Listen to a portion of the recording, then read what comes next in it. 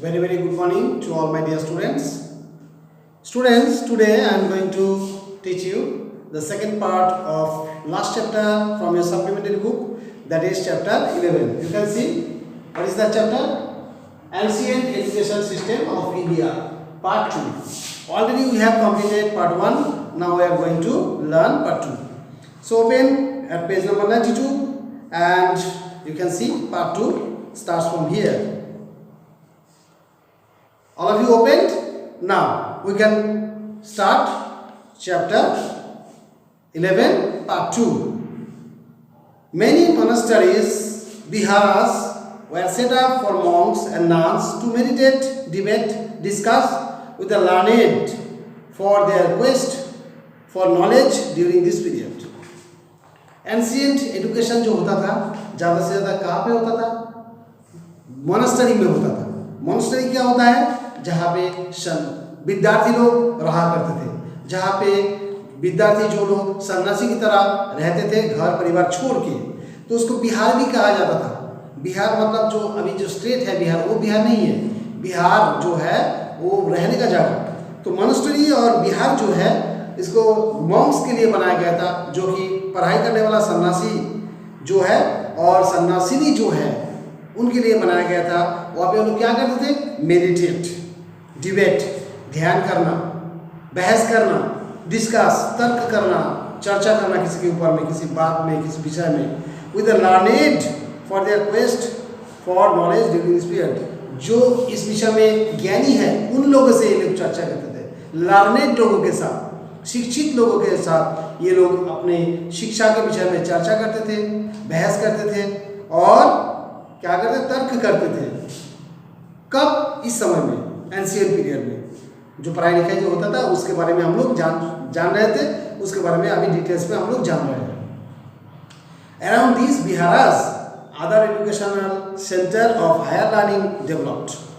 इस तरह जो बिहार था, इस तरह जो मोनास्टरी था, इनके आसपास में भी बहुत सारा ऐसे पढ़ने लिखने के लिए बहुत प्रतिष्ठान खुल गए थे जो कि हायर एजुकेशन देते थे और जहाँ पे क्या करते थे? विच attracted students from China, Korea, Tibet, Burma, Ceylon, Java, Nepal and other distant countries. जहाँ पे दूर दूर देश से बहुत सारे स्टूडेंट्स लोग, विद्यार्थी लोग यहाँ पे पढ़ने लिखने सीखने आते थे. बिहाराज एंड यूनिवर्सिटीज. अब बिहार यूनिवर्सिटीज क्या है उसके बारे में हम लोग जानते हैं. The Jataka tales Jataka tales accounts given by Xuanzang in Yiqing, the Chinese scholar, as well as other sources tell us that the kings and society took active interest in promoting education. जातका टेल्स, जातका नाम का जो एक जन इंसान था, उनका जो कहानी जो है उस कहानी से हम लोग जान सकते हैं. और accounts given by Xuanzang and Yiqing, Xuanzang और Yiqing जो कि चाइना से यहाँ पे पढ़ने के लिए आए थे, उन लोगों का बहुत सारा लिखाई जो किताब है उनमें से पढ़ के हम लोग जान सकते हैं. क्या जान सकते हैं? खाली यही नहीं, from as well as other sources, दूसरा कोई जो कहानी लिखे है उस समय के बारे में लिखे हैं उनसे हम लोग जान सकते हैं. क्या जान सकते हैं? दैट किंग्स एंड सोसाइटी टूक active interest in promoting education. उस समय में राजा लोग और समाज के बहुत सारे लोग शिक्षा को फैलाने के लिए, शिक्षा को प्रमोट करने के लिए बहुत उत्साह रखते थे. As a result many famous educational centres came into existence. और इसके फलस्वरूप बहुत सारे शिक्षा प्रतिष्ठान यहाँ वहाँ पे क्या हो गए? तैयार हो गए. Among the most notable universities that evolved during this period were situated at Takshila, Nalanda, Vallabhi, Vikramashila, Udantapuri and Jagadhara. तो जिस जगह में इस समय में बहुत अच्छा शिक्षा प्रतिष्ठान बने या तो शिक्षा प्रतिष्ठान तैयार हुआ था, तो उसका नाम क्या है? उनमें से आता है तक्षशिला, नालंदा, वल्लभी, विक्रमशिला, उदंतपुरी, जगद्दला. ये जो है ये किसका नाम है? यूनिवर्सिटी का नाम है, जगह के नाम के हिसाब से. These universities developed in connection with the viharas. और ये जो शिक्षा प्रतिष्ठान है बिहाराज में, मोनास्टरीज में जिस तरह पढ़ाई लिखाई चलता था उसी के हिसाब से पढ़ाई लिखाई यहाँ पे चालू किया गया. मतलब बिहार और मोनेस्टरीज जो होता है पढ़ाई लिखाई के लिए, सन्यासी लोगों के लिए जो पढ़ाई लिखाई का जो प्रोसेस चालू था, उसी के हिसाब से इस तरह बहुत सारा स्कूल खुल गए। Those at Benares, Navadip and Kanchi developed in connection with temples and became centers of community life in the places where they were situated. और इसी तरह बेनारस में, नवद्वीप में, कांची में बहुत सारे मंदिर बनाया गया जहाँ पे पढ़ाई लिखाई का पूरा जगह बन गया, पढ़ाई लिखाई का एक केंद्र स्थल बन गया और उस जगह में इस तरह शिक्षा प्रतिष्ठान बहुत मशहूर भी होने लगे। These institutions catered to the needs of advanced level students। और ये जो शिक्षा प्रतिष्ठान है ये छोटे मोटे बच्चे लोगों के लिए नहीं, जो लर्नेड है, बहुत सारा ज्ञान जिसको हो चुका है, उन लोगों को ज्ञान बांटने के लिए ये शिक्षा प्रतिष्ठान हुआ था। मतलब ये जो शिक्षा प्रतिष्ठान है छोटा मोटा शिक्षा प्रतिष्ठान नहीं है, लर्नेड स्टूडेंट्स जो है उन लोगों के लिए, एडवांस्ड लेवल का स्टूडेंट जो है उन लोगों के लिए ये बनाया गया। Such students joined the centers of higher learning and developed their knowledge by mutual discussions and debates with renowned scholars। और ये जो स्टूडेंट्स लोग हैं अच्छे और ज्ञान प्राप्त हुआ है जिन टीचर लोगों का, जो स्कॉलर पंडित लोगों का, उनके साथ बातचीत करते करते उनका पढ़ाई लिखाई का जो गुण जो है और भी बढ़ाने लगे और धीरे धीरे बहुत सारे कुछ लोग बनाने लगे शिक्षा के क्षेत्र में और दूसरा क्षेत्र में। मतलब एडवांस लेवल का जो स्टूडेंट्स हुआ है, मतलब यूनिवर्सिटी लेवल का जो स्टूडेंट है उनके पढ़ाई के लिए शिक्षा प्रतिष्ठान बनाया गया था। और यूनिवर्सिटी लेवल का स्टूडेंट जो है वो प्रोफेसर लोगों के साथ मिलके जिस तरह कुछ बनाते हैं, नया चीज़ रचना करते हैं, यहाँ पे भी उस तरह ही होता था। मतलब प्राचीन भारत में किस तरह जो विद्या का जो चर्चा होता था, इसको हम लोगों को जानकारी मिल रहा है यहाँ से। Not only this, there was also occasional summoning by a king to a gathering in which the scholars of the country of various viharas and universities would meet, debate and exchange their views। क्या होता था, इस जगह में जो लोग पढ़ते थे, जो लोग पढ़ाते थे, इन लोगों को राजा लोग बुलाते थे, कभी कभी इकट्ठा करते थे। किसके लिए? ताकि वो लोग डिबेट में हिस्सा लें, वो लोग अपना एक्सचेंज को शेयर करें, अपना जो भावना जो है, अपना जो चिंता जो है वो बाकी लोगों के साथ क्या करें, शेयर करें, बांट लें। In this section we will give you glimpses of 2 universities of the ancient period। So हम लोग अभी 2 अच्छे यूनिवर्सिटी के बारे में हम जानेंगे इस चैप्टर में, इस जगह में। These universities were considered among the best centers of learning in the world। पृथ्वी में, पूरा पृथ्वी भर में ये 2 विश्वविद्यालय जो है, यूनिवर्सिटी है, ये इतना नाम कमा चुके हैं कि क्या बताऊं, इसके बारे में हम लोग जानेंगे पढ़ के। These have been recently declared heritage sites by the United Nations Educational, Scientific and Cultural Organization। You know UNESCO? You know the full form of UNESCO? Here is given: United Nations Educational, Scientific and Cultural Organization। You know well what is UNESCO? This is very important organization। Now UNESCO declared these 2 universities which we are now going to learn about। Those universities were declared as heritage site। मतलब पृथ्वी के जितना सारे जाने माने जगह है, इन जगहों में से ये 2 भी जगह है। पूरा पृथ्वी के जगह जो जितना सारे जाने माने जगह है, शिक्षा प्रतिष्ठान है, जो कि सांस्कृतिक आधार पे बना हुआ है, इनमें से ये 2 जगह भी आता है। मतलब यूनेस्को का जो लिस्ट बना हुआ है जिसमें हेरिटेज साइट है, उनमें ये 2 जगह भी है। So now you know how much importance is this chapter to know about these 2 universities। These 2 universities were renowned throughout the world। Okay, now first one, Takshashila और Takshashila. Okay, in ancient times Takshashila was a noted center of learning।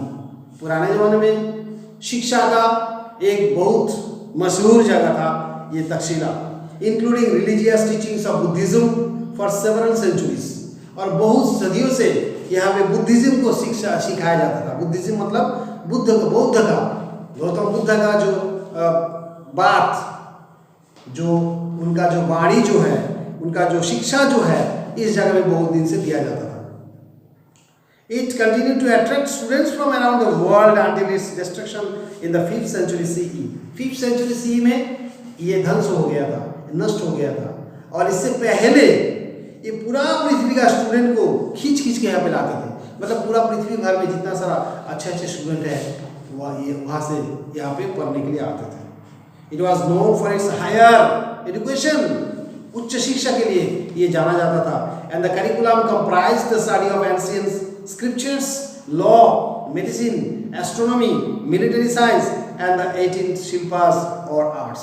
यहाँ पे क्या क्या विषय में शिक्षा दिया जाता था, वो सब्जेक्ट का नाम अभी दिया गया है यहाँ पे। क्या क्या सब्जेक्ट? स्क्रिप्चर्स, जहाँ पे क्या होता है, बहुत सारे किताब लिखने के जो आर्ट है, किताब कैसे लिखा जाता है, किस तरह लिखा जाता है, और उस किताब में कुछ भी चीज रखने के लिए क्या क्या गुण चाहिए, इसके बारे में शिक्षा जो है दिया जाता था। मतलब तुम अगर वहाँ पे ये इसको ले इस सब्जेक्ट लेके पढ़ोगे, तुम्हें बुक लिखना, किताब लिखना, पोएम लिखना, कहानी लिखना और कुछ भी रिकॉर्ड करना किस तरीके से होता है वो आ जाएंगे। लॉ, कानून के बारे में, मेडिसिन, दवाई के बारे में, एस्ट्रोनॉमी, ज्योतिर्विज्ञान, मतलब पूरा जो हमारा जो ज्योतिष विज्ञान है, तारे नक्षत्र, इसके लेके जो पढ़ाई लिखाई यहाँ पे पढ़ाया जाता था। मिलिट्री साइंस, मतलब युद्ध के बारे में जानकारी, जो शिक्षा, एंड द 18 शिल्पास, और 18 प्रकार की कलाओं को सिखाया जाता था। Takshashila became famous as a place of learning due to its teachers' expertise. इतना अच्छे टीचर थे यहाँ पे, उस टीचर के लिए ही ये तक्षशिला इतना मशहूर हो गए थे, टीचर के कारण ही। Among its noted pupils were the legendary Indian grammarian Panini। तो यहाँ पे जो शिक्षा लेते थे शिक्षार्थी जो है, विद्यार्थी, उनमें से एक जन का नाम है कौन? पानिनी। पानिनी तुम लोग जानते हो पानिनी का नाम? Panini was what? Who was Panini? Panini was an expert in language and grammar and authored one of the greatest works on grammar called Ashtadhyayi. Panini को सब लोग जानते हैं, जो कि व्याकरण थे, मतलब व्याकरणविद थे, ग्रामरियन थे, और वो इस स्कूल के, इस विद्यालय के स्टूडेंट थे। सोचो, वही स्टूडेंट हमारे व्याकरण जो है, व्याकरण के गुरु है। तो he was an expert in language and grammar, भाषा में और व्याकरण में वो एक एक्सपर्टाइज था। मतलब एक्सपर्ट से एक्सपर्टाइज होता है, एक बहुत ज्ञान करने के बाद एक्सपर्टाइज आता है। Okay, and he authored one of the greatest works on grammar called Ashtadhyayi. Ashtadhyayi नाम का एक किताब वो लिखे थे, जो कि बहुत जाने माने बुक है। जीवाका वो भी लिखे हैं ये। One of the most renowned physicians, this is separate thing, sorry. Jivaka one of the most renowned physicians in ancient India and Chanakya, also known as Kautilya, a skilled exponent of statecraft, both studied here। जीवाका जिसका नाम है, वो उस समय में एक मशहूर doctor थे, फिजिशियन थे पुराने ज़माने में। मतलब हमारा इंडिया में बहुत पहले जब दवाई और शिक्षा चालू हुआ था, तो दवाई का शिक्षा चालू हुआ था या तो मेडिसिन डिपार्टमेंट हुआ था, उस समय में वो जाने माने एक डॉक्टर थे। वो चाणक्य, जिसको हम लोग कौटिल्य नाम से जानते हैं, जो कि एक राजनीतिविद थे। देश चलाने में क्या क्या चाहिए, क्या क्या गुण चाहिए, देश चलाने के लिए, जिंदगी बिताने के लिए, जिंदगी में क्या क्या मत, ये बहुत सारे कुछ कौटिल्य चाणक्य ने हम लोगों को सिखा के गया है। अभी भी चाणक्य का वाणी बहुत वैल्यूएबल माना जाता है। तो ये चाणक्य जी उस समय में ये स्कूल में पढ़ाई करते थे, इस स्कूल में ही पढ़ते थे वो। चाणक्य और Jivaka studied in Takshashila. Okay, remember, students came to Takshashila from Kashi, Koshala, Magadha, and also from other countries. In spite of long and arduous journey they had to undertake। पृथ्वी के हर जगह से स्टूडेंट लोग आते थे, और ऐसे जगह से आते थे जहाँ से इंडिया में आने के लिए बहुत कठिन मेहनत करना पड़ता। मतलब रास्ता बहुत खतरनाक थे, बहुत महीनों तक लग जाता है आने में। मतलब आने में ही इतना तकलीफ है, और उसके बाद पढ़ाई। तो पढ़ाई के लिए बहुत दूर दूर से स्टूडेंट लोग यहाँ पे आते, विद्यार्थी लोग यहाँ पे आते थे पढ़ाई के लिए। तो कितना अच्छा यूनिवर्सिटी यहाँ पे था, कितना अच्छा पढ़ाई लिखाई था, ये सोच के अभी हम लोग को हैरान होना पड़ता है। Taxila was an ancient Indian city. Taxila एक शहर का नाम था, which is now in north western Pakistan, अभी पाकिस्तान में आ जाते हैं। It is an important archaeological site and the UNESCO declared it to be a world heritage site in 1980। UNESCO अभी इसको वर्ल्ड हेरिटेज साइट बताया है, और ये एक आर्कियोलॉजिकल साइट है, मतलब यहाँ पे बहुत सारे निशानी पुराने जमाने का यहाँ पे तुम्हें मिल जाएगा। इस fame rested on the university where Chanakya is said to have composed his Arthashastra. और ये यूनिवर्सिटी इतना मशहूर है क्यों? क्योंकि चाणक्य ने अर्थशास्त्र नाम का जो किताब लिखा था यहीं पे बैठे बैठे लिखे थे, इसलिए ये जगह इतना बहुत मशहूर है, ये यूनिवर्सिटी इतना मशहूर है। Archaeologist Alexander Cunningham discovered its ruins in the mid 19th century. 19th century के बीचों बीच अलेक्जेंडर कनिंघम नाम के एक ऐतिहासिक ने इस जगह को आविष्कार किया। ओके, सो अलेक्जेंडर कनिंघम कौन थे? आर्कियोलॉजिस्ट। आर्कियोलॉजिस्ट कौन है? जो पुराने चीज को ढूंढ ढूंढ के निकालते हैं, रुइंस को निकालते हैं। रुइंस मतलब जो धस्त नस्त हो जाता है जो चीज, उसी से जो कुछ निकालते हैं। भूकंप के बाद, ये के बाद, उनके बाद महाप्रलय जब आता है, जिस तरह घटना घटते हैं, उसके बाद मिट्टी के नीचे बहुत गहराई नीचे चले जाते हैं, उसको खोद खोद के निकालने वाले जो लोग होते हैं उनको आर्कियोलॉजिस्ट किया जाता है। Role of the teacher. What was the role of the teachers in those times? Now we would learn. Teachers had complete autonomy in all aspects, from selection of students to designing their syllabi. So उस समय में शिक्षक लोग जो थे उन लोगों को बहुत सारे स्वाधीनता, आज़ादी दिया जाता था। किस तरह आज़ादी? किस स्टूडेंट को पढ़ाएंगे, किस विद्यार्थी को पढ़ाएंगे, उसको चुनने का काम, और उनका सिलेबस क्या होगा, क्या पढ़ाना है उनको, वो भी टीचर लोग ही सिलेक्शन करते। सो देयर वाज ऑटोनॉमी, मतलब टीचर लोग ही सिलेक्शन करते थे। टीचर को बताया नहीं जाता था आपको इस तरह पढ़ाना है, जो कि आजकल के ज़माने में टीचर को बताया जाता है तुम्हें इस तरह पढ़ाना है, आपको इस तरह पढ़ाना है, ये पढ़ाना है, वो पढ़ाना है, ठीक है, इसको लेना है, इसको नहीं लेना है। So in those time the teachers were the master in the real sense. They had the power to select the students. They had the power to set up the syllabus. Okay, what to be studied to those students. They had the right. When the teacher was satisfied with the performance of the students, the course concluded. अब teacher को क्या करना पड़ता है? Students अच्छा हो बुरा हो लेना पड़ता है, पढ़ाना पड़ता है। और उस जमाने में टीचर स्टूडेंट को चुनते थे कि स्टूडेंट्स को लिया जाएगा, उसको अच्छा से जांचा जाता था। ओके, टेस्ट लेने के बाद परफॉर्मेंस अगर अच्छा होता था तब लिया जाता था, और उसके बाद पढ़ाने के बाद उस टीचर जब सेटिस्फाइड हो जाता था, हाँ ये बहुत अच्छा सीख चुके हैं, इसको ज्ञान पूरा मिल चुका है, तब जाके उसका सिलेबस कंप्लीट होता। मतलब सिलेबस नाम का ऐसा कुछ लिखा पढ़ा नहीं था कि ये पढ़ाना है, वो पढ़ाना है। जब तक उस स्टूडेंट का ज्ञान भंडार पूर्ण नहीं हो जाता था, टीचर जब तक सेटिस्फाइड नहीं होता था, संतुष्ट नहीं होता था, तब तक सिलेबस उसका चलता था। He would admit as many students as he liked. जितना संख्या स्टूडेंट उसको लेना है वो ले सकते थे, उनका ये आज़ादी था टीचर का। And taught what his students were keen to learn. और वही सिखाते थे जो उस शिक्षक को लगता था उस स्टूडेंट्स को सिखाना चाहिए। Okay, debate and discussions were the primary methods of teaching. वार्तालाप और बहस जो होता है, इसके जरिए उन लोगों को शिक्षा दिया जाता था। Teachers were assisted by there advanced level students. और टीचर लोगों को, शिक्षक लोगों को मदद करते थे जो पढ़ाई लिखाई सीख के अच्छा स्टूडेंट बन गए, वही स्टूडेंट लोग, मतलब एडवांस स्टूडेंट्स जो है टीचर को मदद करते थे छोटे छोटे क्लास के स्टूडेंट को पढ़ाने के लिए, उनका नैतिक, चारित्रिक, शारीरिक सब विकास के लिए ये लोग मदद करते थे। Now coming to Nalanda university, another important university of ancient India. Nalanda, when Zhuangzhang visited it, was called Nala and was a center of higher learning in various subjects. Zhuangzang नाम का एक चाइनीज ट्रैवलर जो है, जो student जो है India में आए थे, जब वो विजिट किए थे उस समय में इसका नाम नाला था, नालंदा नहीं था। और वो इस समय के एक अच्छा मशहूर अच्छा खासा एक विद्यालय हुआ करता था नालंदा, जो कि वेरियस सब्जेक्ट्स पढ़ाते थे, बहुत सारे सब्जेक्ट्स पढ़ाते थे उस समय में। The university attracted scholars from the different parts of the country as well as world.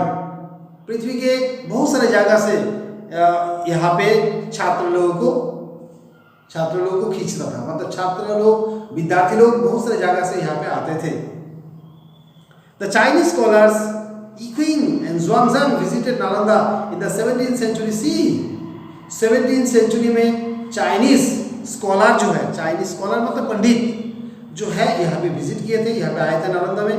They have given vivid accounts of Nalanda, और ये लोग जो कि ज़ुआंगज़ांग है, यीक्विंग है, ये लोग उस समय के ज़माने के क्या किस तरह पढ़ाई लिखाई होता था उसके बारे में लोग बुक में लिखे गए हैं, और उसी से हम लोग को बहुत सारी जानकारी मिलता है। अकाउंट्स कहते हैं उसको, अकाउंट्स मतलब whatever they wrote, those are called accounts. Okay, they have noted that as many as 100 discourses happened on a daily basis in a variety of disciplines through the methods of debate and discussions। और उन लोगों के लिखाई से हम लोगों को ये जानकारी मिलता है कि करीब करीब 100 स्पीच होता था। स्पीच मतलब पीरियड, हम लोग जैसे पीरियड बोलते हैं ना, करीब करीब 100 से ज़्यादा वहाँ पे स्पीच होता था, डिस्कशन होता था डेली बेसिस। मतलब एक बिल्डिंग नहीं, वहाँ पे बहुत सारा बिल्डिंग था, बहुत सारे क्लास था, कम से कम 100 चर्चा उस समय में एक दिन में होता था। ओके, और डिसिप्लिन्स मतलब क्या है? Disciplines mean subject, various disciplines मतलब बहुत सारे सब्जेक्ट्स में करीब हर दिन 100 चर्चा होता था, 100 स्क्रिप्ट या तो 100 स्पीच होता था। किस जरिए में? डिबेट एंड डिस्कशन के जरिए में होता था। Zhuangzang himself became a student of Nalanda to study yoga शास्त्र। So Zhuangzang जो है वो योगा शास्त्र सीखने के लिए यहाँ पे आए थे नालंदा में। He has mentioned that the chancellor of Nalanda, Shilabhadra, was the highest living authority in yoga। तो उनके किताब से हम लोगों को ये जानकारी मिलता है, उस समय में शिलाभद्र नाम का एक जन इंसान था जो कि नालंदा यूनिवर्सिटी के हेड थे, प्रधान थे, और वो योगा शास्त्र में एक बहुत अच्छा खासा वो कला प्राप्त कर लिए, और उस समय में वो अथॉरिटी थे, मतलब बहुत सबसे जाने माने योगा करने वाले इंसान थे। The courses of study offered by Nalanda University covered a wide range, almost the entire circle of knowledge then available। उस समय में जिस विषय में ज्ञान मिलता था नालंदा में, हर कोई ज्ञान यहाँ पे दिया जाता था। मतलब पूरा पृथ्वी भाग में जिस शास्त्र में ज्ञान दिया जाता था, नालंदा में हर कोई शास्त्र में ज्ञान यहाँ पे मिलता था। Students at Nalanda studied the Vedas and were also trained in fine arts, medicines, mathematics, astronomy, politics and the art of warfare। So यहाँ पे स्टूडेंट्स लोग जो है नालंदा में आके क्या क्या पढ़ सकते थे? वो लोग क्या क्या पढ़ सकते थे? वेदा से लेके medicine, arts, mathematics, astronomy, politics, और युद्ध के बाद जो वॉरफेयर हो, युद्ध के बारे में शिक्षा, वो भी यहाँ पे दिया जाता था। The ancient Nalanda was centre of learning from 5th century CE to 12th century CE। 5th century CE से लेके 12th century CE तक नालंदा यूनिवर्सिटी में पढ़ाई लिखाई बहुत अच्छा से होता था। Located in present day Rajgir, Bihar, India, Nalanda was one of the oldest universities of the world and UNESCO declared the ruins of Nalanda Mahavira a World Heritage Site। Nalanda जो कि अभी राजगीर बिहार में है, बिहार के राजगीर में है, वो जितना सारे पुराने जमाने में जितना सारा अच्छा यूनिवर्सिटी है उनमें से एक यूनिवर्सिटी था, और यूनेस्को ने इस यूनिवर्सिटी को भी वर्ल्ड हेरिटेज साइट घोषणा कर दिया है। The new Nalanda University is envisaged as a centre of inter civilisation dialogue. अभी जो नया नालंदा यूनिवर्सिटी है उसमें पुराने नालंदा यूनिवर्सिटी के जितना सारा चीज़ जो होता था, डायलॉग वगैरह, स्पीच वगैरह, पढ़ाई लिखाई वगैरह, उसी के बारे में यहाँ पे दिखाया जाता है। रोल ऑफ कम्युनिटी, उस समय में सब बहुत सारे लोग मिलजुल के जो समाज बनाए थे, उस समाज का क्या भूमिका था इस शिक्षा प्रतिष्ठान के बारे में, या तो शिक्षा प्रतिष्ठान के रिगार्ड में इन लोगों का व्यू किस तरह था, समाज में किस तरह काम होता था इस पढ़ाई लिखाई के बारे में। At that time knowledge was considered sacred, no fee was charged. उस समय में पढ़ाई लिखाई को पावन पवित्र माना जाता था, इसलिए कोई फीस नहीं लिया जाता था, मतलब खर्चा नहीं लिया जाता था पढ़ाई लिखाई के देने के लिए। Contributions towards education were considered the highest form of donation. दान जो करते हैं लोग, सबसे बड़ा दान उसी को कहा जाता था समय में, जो कि शिक्षा के क्षेत्र में जब दान करते हैं वही सबसे बड़ा दान माना जाता था समय में। All members of the society contributed in some form और द अदर। समाज में रहने वाले कोई भी अपने तरीके से वो दान कर सकते थे। Financial support came from rich merchants, wealthy parents and society.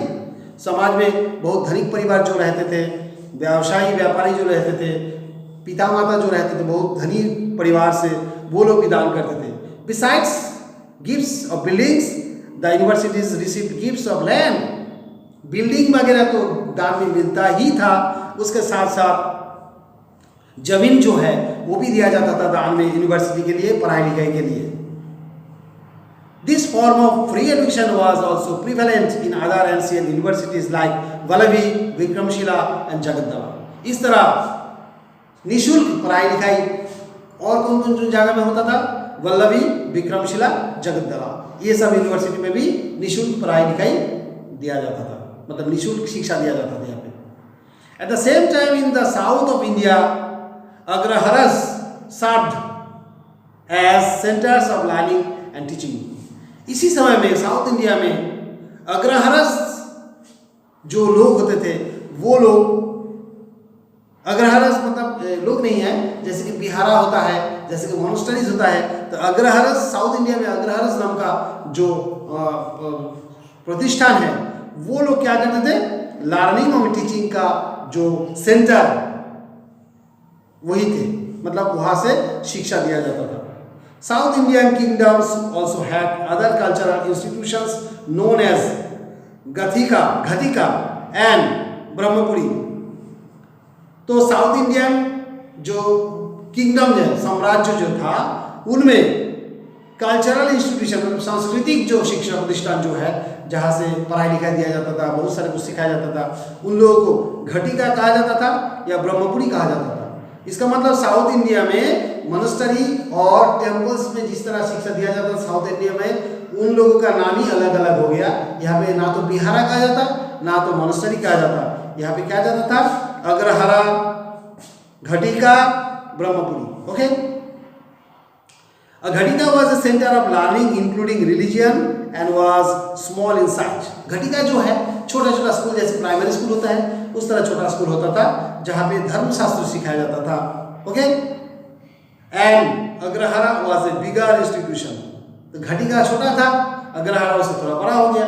जैसे कि प्राइमरी स्कूल होता है, मिडिल स्कूल होता है, secondary school, higher secondary school होता है, इस तरह पहले आता है घटिका, उसके बाद अग्रहारा।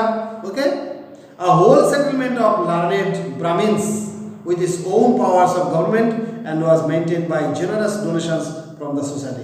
यहाँ पर ब्राह्मण लोग जो पढ़ाई लिखाई करते हैं, ब्राह्मण जो होता है, वो लोग पढ़ाई लिखाई करते थे और समाज से दान आता था।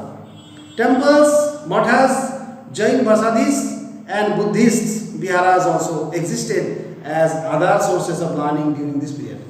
इस समय में मंदिर, मठ, जैन लोग जहाँ पे रहते हैं वो लोग, बुद्धिस्ट लोग जहाँ पे रहते हैं वो उस जगह, ये हर जगह में ही पढ़ाई लिखाई चलता था उस समय में। यहाँ पे रहने के साथ साथ जो लोग रहते थे वो लोग अपना पढ़ाई के साथ साथ शिक्षादान भी करते थे। Continuation of Indian education system. तो पुराने जमाने का पढ़ाई लिखाई तो हम लोग अभी जान चुके हैं, और धीरे धीरे किस तरह कंटिन्यू हुआ, बाद में किस तरह पढ़ाई लिखाई में ट्रांसफर हुआ है, और बाद में आजकल के हाल फिर के ज़माने में पढ़ाई लिखाई में कैसे आ गए, वो हम लोगों को थोड़ा जानकारी यहाँ पे मिलेगी। The Indian education system continued in the form of ashramas in temples and as indigenous schools. भारतीय शिक्षा जो शुरू हुआ था पहले, वो आश्रम में शुरू होता था, ओके, मंदिर में शुरू होता था, और जैसे कि एक देशज स्कूल होता है, उस स्कूल में जैसे कि घर के जैसा, घर के आंगन में कोई पढ़ाई लिखाई करते, ट्यूशन जैसे करते थे, उस तरह पढ़ाई लिखाई चालू होता पहले। During the medieval period maktabs and madrasas became part of the educational system. और उसके बाद मध्य युग में मक्तब और मदरसा ये दोनों आ गया शिक्षा के क्षेत्र में। During the pre colonial period indigenous education flourished in India. जब अंग्रेज लोग यहाँ पे नहीं आए थे, उससे पहले इंडियन एजुकेशन सिस्टम जो है धीरे धीरे आस्ते आस्ते धीरे धीरे मतलब वो बढ़ने की तरफ जा रहे थे, मतलब बहुत सुधार तरक्की कर रहे थे। This was an extension of the formal system that had taken root earlier. और ये पुराने ज़माने में जो विद्या चालू हुआ था, जो पढ़ाई लिखाई चालू हुआ था, वही धीरे धीरे अपना जड़ बना ले रहे थे और धीरे धीरे बढ़ते जा रहे थे। This system was mostly religious and spiritual form of education. और उस समय पढ़ाई लिखाई ज़्यादा से ज़्यादा धार्मिक आधार पे बना था, आध्यात्मिक और धार्मिक शिक्षा ही पहले दिया जाता था। Tols in Bengal, pathshalas in western India, chatushpadis in Bihar and similar schools existed in other parts of India.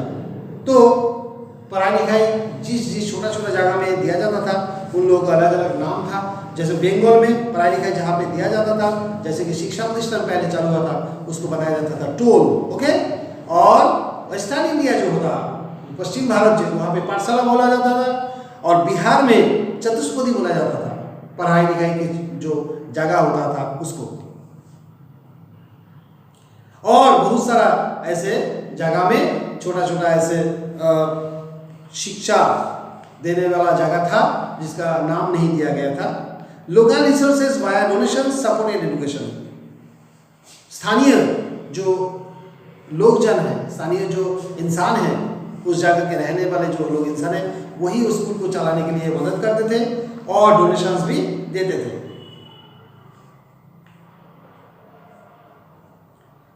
References in texts and memoirs inform that villagers also supported education in southern India.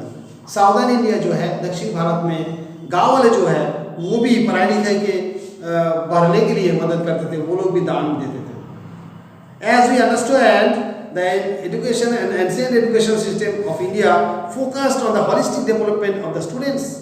हम लोगों को जैसे कि जानकारी मिला है, पुराने ज़माने में शिक्षा जो होता था इंडिया में, वो ज़्यादा से ज़्यादा होलिस्टिक डेवलपमेंट के ऊपर में ज़्यादा दृष्टि देते थे। Holistic development, total development, not only bookish knowledge, okay, total development, that means physical, mental, social, character, okay, all types of developments were considered as education. पढ़ाई लिखाई मतलब है खाली बुक किताब में जो लिखा है वही शिक्षा नहीं थे, दूसरा सब कुछ सुधार जो है उसको सोचते हो। That is called holistic education, okay, holistic development.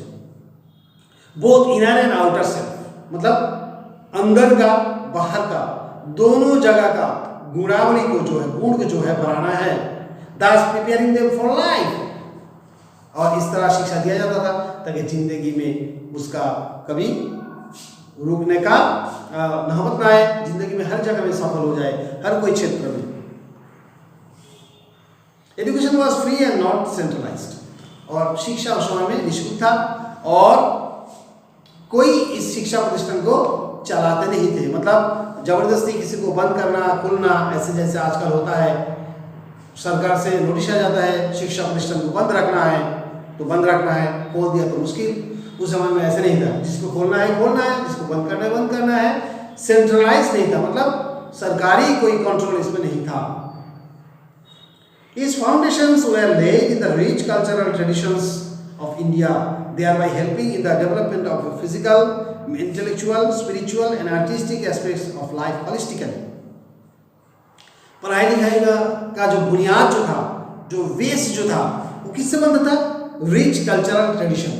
पुराने जमाने में जो अच्छा चीज़ उसी को लेके अच्छा अच्छा पढ़ाई लिखाई के क्षेत्र में जो चीज़ था उसी को लेके ये सब पढ़ाई लिखाई चलता था। और इस पढ़ाई लिखाई में क्या दिया जाता था, ध्यान किस दिशा में, development of the physical, intellectual, spiritual, artistic aspects of life holistically. हर क्षेत्र में एक विद्यार्थी का सुधार हो, उसके लिए ज़्यादा से ज़्यादा ध्यान दिया जाता था। Our present day education system has a lot to learn from the ancient education system of India. आजकल के ज़माने में हमारा जो पढ़ाई लिखाई चलता है, ये पढ़ाई लिखाई अच्छा करने के लिए पुराने ज़माने का जो पढ़ाई लिखाई उनके तरफ थोड़ा झांकना पड़ेगा और वहाँ से कुछ सीखने के लिए लेना पड़ेगा। उस जगह से कुछ लेना है। आजकल के ज़माने की पढ़ाई लिखाई जो है उसका अगर सुधार करना है, तरक्की करना है, तो पुराना ज़माना जो पढ़ाई लिखाई होता था उसके तरफ थोड़ा दृष्टि देना है। बहुत सारे कुछ सीखना है वहीं से। Therefore, the stress is being laid on connecting learning to the world outside the school. और इसीलिए अब स्कूल के जगह में, स्कूल में ही पढ़ाई लिखाई जो है, विद्या जो है सीमित नहीं रहता है।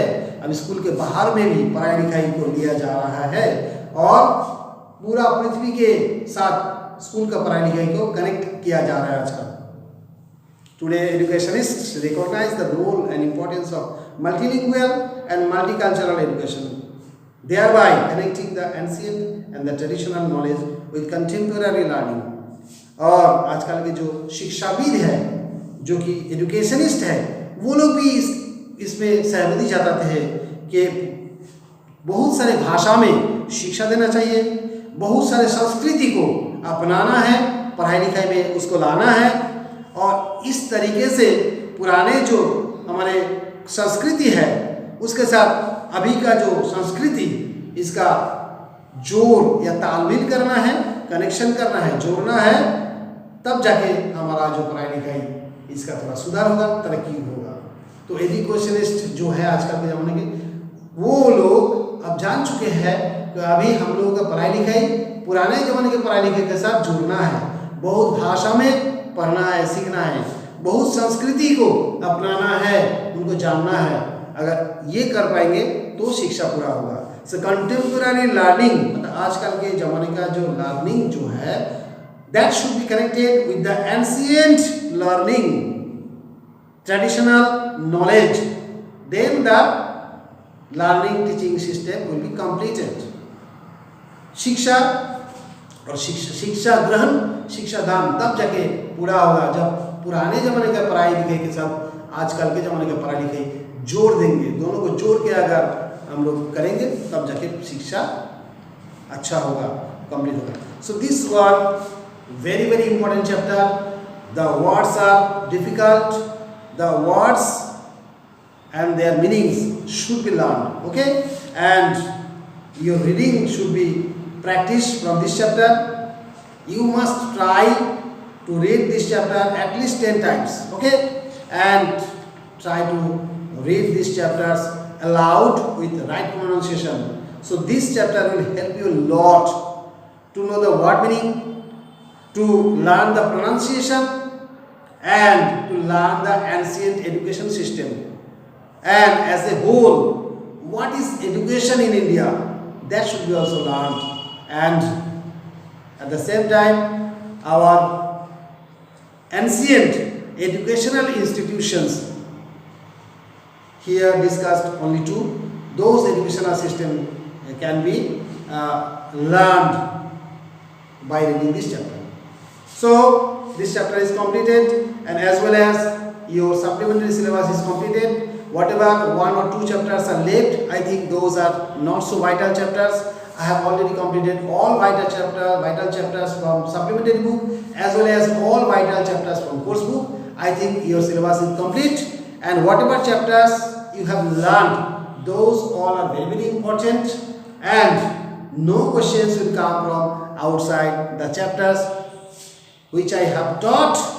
Those are the important. Which I have not taught, one or two chapters left, those are not so important and those are not so interesting, I think so. I have already studied those chapters. So your work is now to revise all the chapters you have learned, okay, and I will give you the syllabus of final examination, and then after that you can centralize your all studies, okay. Bye bye all of you. Have a nice day.